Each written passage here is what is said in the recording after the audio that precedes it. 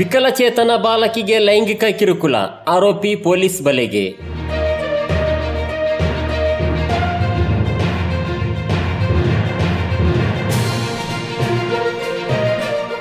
ಮಂಜೇಶ್ವರ ಠಾಣಾ ವ್ಯಾಪ್ತಿಯಲ್ಲಿ 11 ವರ್ಷದ ವಿಶೇಷಚೇತನ ಬಾಲಕಿಗೆ ಲೈಂಗಿಕ ಕಿರುಕುಳಕ್ಕೆ ಯತ್ನಿಸಿದ ಆರೋಪದಂತೆ ಆರೋಪಿ ಶೇಖಬ್ಬ ಎಂಬಾತನನ್ನು ಮಂಜೇಶ್ವರ ಪೊಲೀಸರು ವಶಕ್ಕೆ ತೆಗೆದಿದ್ದಾರೆ. ನಿನ್ನೆ ರಾತ್ರಿ ಆರೋಪಿಯನ್ನು ಪೊಲೀಸರು ಕುಂಜತ್ತೂರು ಸಮೀಪದ ಕುಚ್ಚಿಕ್ಕಾಡು ಎಂಬಲ್ಲಿಂದ ವಶಕ್ಕೆ ಪಡೆದಿದ್ದಾರೆ. ಶನಿವಾರ ಬೆಳಗ್ಗೆ 11 ಗಂಟೆ ಸುಮಾರಿಗೆ ಘಟನೆ ನಡೆದಿದ್ದು, ಮುಸ್ಲಿಂ ಲೀಗಿನ ಪ್ರಾದೇಶಿಕ ನೇತಾರ ಹಾಗೂ ವ್ಯಾಪಾರಿ ಆಗಿರುವ ಶೇಖಬ್ಬನ ಅಂಗಡಿಗೆ ಸಾಮಗ್ರಿ ಖರೀದಿಸಲು ಬಂದಾಗ ಕಿರುಕುಳಕ್ಕೆ ಯತ್ನ ನಡೆದಿದೆ ಎನ್ನಲಾಗಿದೆ. ಬಳಿಕ ಬಾಲಕಿ ಮನೆಯವರಿಗೆ ಮಾಹಿತಿ ನೀಡಿದ್ದು, ಸಂಜೆಯಾಗುವಾಗ ಬಾಲಕಿಗೆ ಜ್ವರ ಬಂದ ಹಿನ್ನೆಲೆಯಲ್ಲಿ ವೈದ್ಯಕೀಯ ಪರೀಕ್ಷೆ ನಡೆಸಿ ಪೊಲೀಸರಿಗೆ ದೂರು ನೀಡಲಾಗಿದೆ.